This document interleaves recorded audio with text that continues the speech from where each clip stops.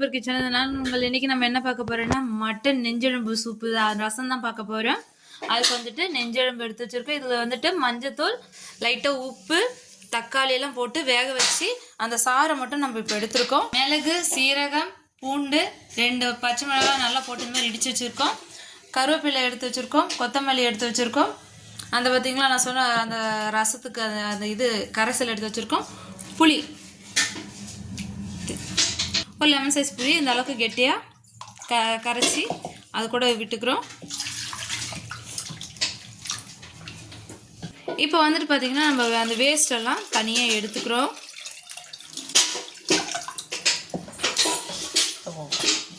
இப்போ அந்த தட்டி வச்சுருக்க மிளகு சீரகத்தை நம்ம போட்டுக்கிறோம்.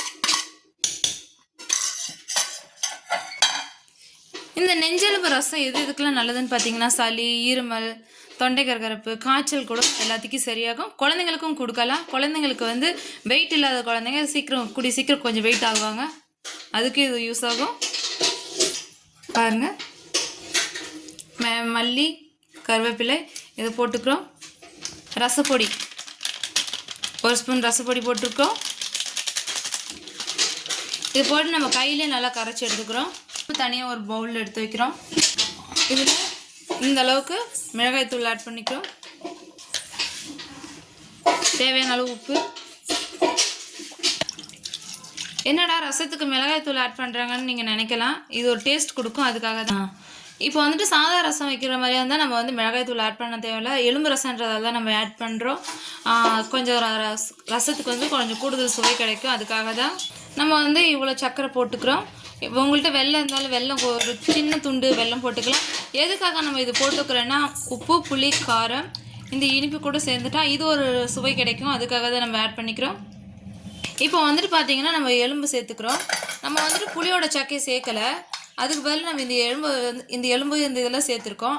அது கூட சேர்த்து நம்ம இதை சாப்பிட்டுக்கலாம். வாங்க ரசத்தை தாளிக்கலாம். வாங்க ரசம் தாளிக்கலாம். வந்து அடுப்பு பற்ற வச்சுருக்கோம். இதில் வந்துட்டு தேவையான அளவு எண்ணெய் ஊற்றிக்கிறோம். இப்போ வந்துட்டு காஞ்ச மிளகாய் 2 கட் பண்ணி போட்டிருக்கோம்.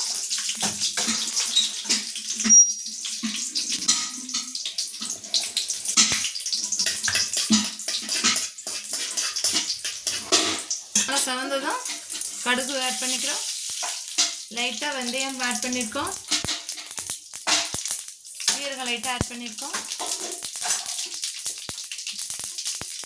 இப்போ வந்து நம்ம கரைச்சலை வந்து ஊற்றிக்கிறோம். இது வந்துட்டு பார்த்தீங்கன்னா நல்லா கொதிக்க விடக்கூடாது. அந்த நுரக்கட்டின பக்குவத்திலே நம்ம வந்து இறக்கிடணும். கொதிச்சதுன்னா அதோட டேஸ்ட்டே போயிடும், ரசம் நல்லா இருக்காது. பெருங்காயத்தூள் ஆட் பண்ணிக்கிறோம். இது கூட நண்டு ஆட் பண்ணிக்கலாம். சாரி, நான் தப்பாக சொல்லிட்டேன். நம்ம சேனலில் வந்துட்டு நண்டு ரசம் வேணுனாலும் நாங்கள் வைப்போம். கோழி இடித்து, நாட்டுக்கோழி இடித்து ரசமும் வைப்போம். அது ஒவ்வொரு வீடியோ உங்களுக்கு ஒரு நாள் நான் அப்லோட் பண்ணுறேன். முக்கியமான விஷயம், கொதிக்க விடக்கூடாது, நுர கட்டினது இறக்கிடணும். வந்துட்டு பார்த்தீங்கன்னா நல்லா சாப்பாடு குழைய வச்சு அதுக்கு இது ஊற்றி சாப்பிட்டுக்கலாம், நல்லா டேஸ்ட்டாக இருக்கும். நுர கட்டிருச்சு. இந்த மாதிரி நுர கட்டினதை நம்ம அடுப்பு ஆஃப் பண்ணிக்கிறோம்.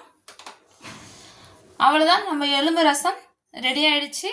வாங்க சாப்பிடலாம். நம்ம சேனலை லைக் பண்ணுங்கள், ஷேர் பண்ணுங்கள், கமெண்ட் பண்ணுங்கள், சப்ஸ்கிரைப் பண்ணுங்கள், கூடவே பெல் பட்டன் அழுத்துங்க. தேங்க்யூ ஃபார் வாட்சிங்.